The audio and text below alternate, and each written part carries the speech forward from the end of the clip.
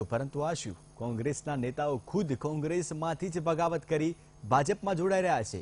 જી હા, હાલ ગુજરાતમાં રાજકીય ધમાસાણ સર્જાયું છે। કોંગ્રેસમાંથી એક પછી એક વિકેટો ટપોટપ પડી રહી છે। આજે પણ કોંગ્રેસના 3 ધારાસભ્યો રાજીનામા આપ્યા હતા અને ભાજપનો ભગવો ખેસ પહેરવાની તૈયારી કરી રહ્યા છે।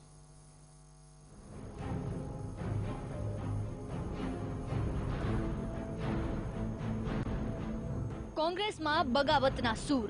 કોંગ્રેસના 3 ધારાસભ્યોએ ધારણ કર્યો કેસરિયો। અન્ય 3 ધારાસભ્યોએ પણ આપ્યું રાજીનામું।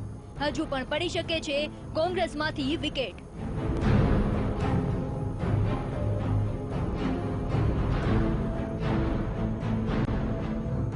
કોંગ્રેસના નેતાઓ કહી રહ્યા છે કે કોંગ્રેસ આવે છે, પરંતુ ક્યાં? તો કે ભાજપમાં। જી હા, ગુજરાત પ્રદેશ કોંગ્રેસમાંથી શંકરસિંહ બાપુની નિવૃત્તિ સાથે જ કોંગ્રેસમાં બગાવતનો સિલસિલો શરૂ થઈ ગયો છે। કોંગ્રેસના એક બાદ એક નેતાઓ ભાજપનો કેસરિયો ધારણ કરી રહ્યા છે।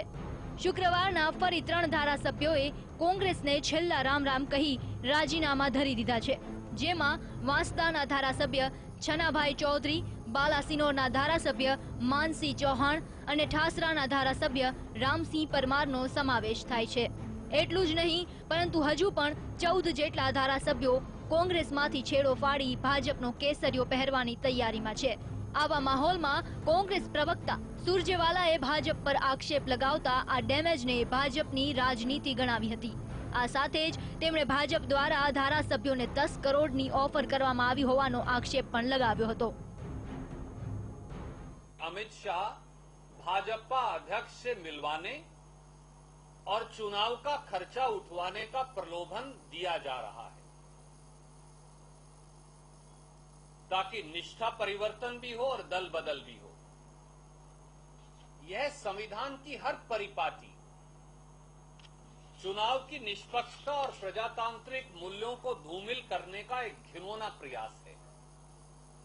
वो भी तब जब श्री अमित शाह स्वयं यहां से राज्यसभा के उम्मीदवार भी हैं।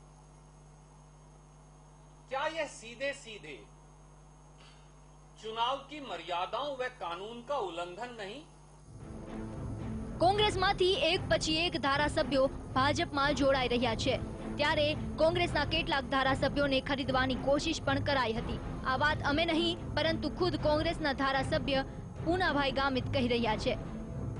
એમણે કીધું કે તમારી સામે તો તુષાર ચૌધરી લડવાના છે, હવે પછી તમે શું કરશો? તો તમે ભાજપમાં આવી જાઓ તો તમારું બધું થઈ જશે। 5-10 કરોડનું અમિત શાહ જોડે સીધી વાત કરી તો એ પણ તમને કરાવી દઈ શકો છો, એમ છું। બહુ સારું તો મૂકો એમ તો કે હવે પછી આપણે એમ કે જવું છે, સારું જઈશું પણ, પરંતુ મને મારું મન નહીં માનતું હતું કે મારે નહીં જવું જોઈએ, મારે આ ધંધા પણ નહીં કરવા જોઈએ। ભાજપ પૈસાના જોરે કોંગ્રેસના ધારાસભ્યોને તોડી રહી હોવાના કોંગ્રેસના આરોપને નાયબ મુખ્યમંત્રી નીતિન પટેલે પાયા વિહોણા ગણાવ્યા હતા અને કહ્યું હતું કે કોંગ્રેસ વેરવિખેર થઈ રહી છે, જેથી પોતાના દોષનો ટોપલો ભાજપ પર ઢોળી રહી છે। ત્યારે કોંગ્રેસના લોકો અમારા ઉપર જે આક્ષેપ કરે છે કે ભારતીય જનતા પક્ષ ખોટી રીતે અમારા ધારાસભ્યોને લાલચ આપી કે ધાક ધમકી આપી અને પક્ષ પલટો કરાવે છે, આ વાત સહેજ પણ યોગ્ય નથી। કોંગ્રેસના ધારાસભ્યોએ એમના ધારાસભ્ય પદના હોદ્દાનો ત્યાગ કર્યો છે, હોદ્દા ઉપરથી રાજીનામું આપ્યું છે અને ત્યાર પછી એ ભારતીય જનતા પક્ષમાં જોડાયા છે। એટલે કોઈ હોદ્દા સાથે ધારાસભ્ય પદ ચાલુ રાખી અને અમારી સાથે નથી જોડાયા। મહત્વનું છે કે ગુરુવારના રોજ બળવંતસિંહ રાજપૂત, તેજશ્રીબેન પટેલ અને પીઆઈ પટેલે રાજીનામું આપી ભાજપનો ખેસ ધારણ કર્યો હતો, પરંતુ આ પહેલા પણ ભાજપને કૌભાંડી કહેનારા કોંગ્રેસના નેતાઓને ભાજપમાં આવકાર મળ્યો છે। પોરબંદરના સાંસદ વિઠ્ઠલ રાદડિયા, નરહરી અમીન સહિત 16 કોંગ્રેસીઓએ ભાજપનો ભગવો ધારણ કર્યો હતો। એટલે કે એક સમયે ભાજપ સામે ઝેર ઓકનારા જ કોંગ્રેસના નેતાઓને ભાજપમાં સ્થાન મળી ચૂક્યું છે।